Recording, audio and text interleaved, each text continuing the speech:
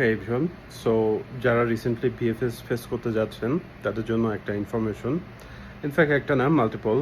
সেটা হচ্ছে আগে যে ধরনের আসলে ইন্টারভিউ হতো, এখন দেখা যাচ্ছে যে বিএফএসে যে অফিসার থাকেন পার্টিকুলারলি ফিনিশ, উনি দেখা যাচ্ছে বিভিন্ন ধরনের কোশ্চেন করতেছে যেটা নিয়ে হয়তো বা আমরা মানে সচেতন না। পার্টিকুলারলি আপনি যদি অন্য কারোর মাধ্যমে বা কোনো এজেন্সির মাধ্যমে অ্যাপ্লিকেশন প্রসেসিং করেন, ইন দ্যাট কেস যে বিষয়গুলো আপনাকে জেনে নিতে হবে সেগুলো হচ্ছে যে এন্টার ফিনল্যান্ডে আসলে অ্যাপ্লিকেশন সাবমিশন কিভাবে করে, এরপরে studyinfo.fi এই ওয়েবসাইট ইউজ করে আপনারা কিভাবে অ্যাপ্লিকেশন সাবমিট করতে পারবেন, এরপর হচ্ছে হেলথ ইন্স্যুরেন্স কেমনে পারচেস করতে পারবেন, এই বিষয়গুলো হচ্ছে যে আপনাদেরকে জেনে যাইতে হবে। সো আপনারা যদি অন্য কারোর মাধ্যমে প্রসিড করেন এবং এগুলো না জেনে থাকেন, তাহলে হচ্ছে যে আমার চ্যানেলে বেশ কয়েকটা ভিডিও আছে, মানে টিউটোরিয়াল।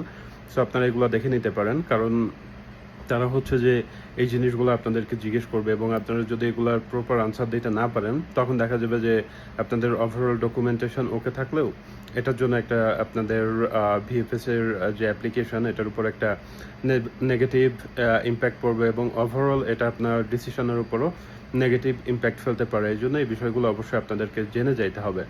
সো যেটা বললাম যে আমার চ্যানেলে আসলে এই রিলেটেড সব ভিডিওগুলাই আছে টিউটোরিয়াল আকারে, আপনারা চাইলে দেখে নিতে পারেন।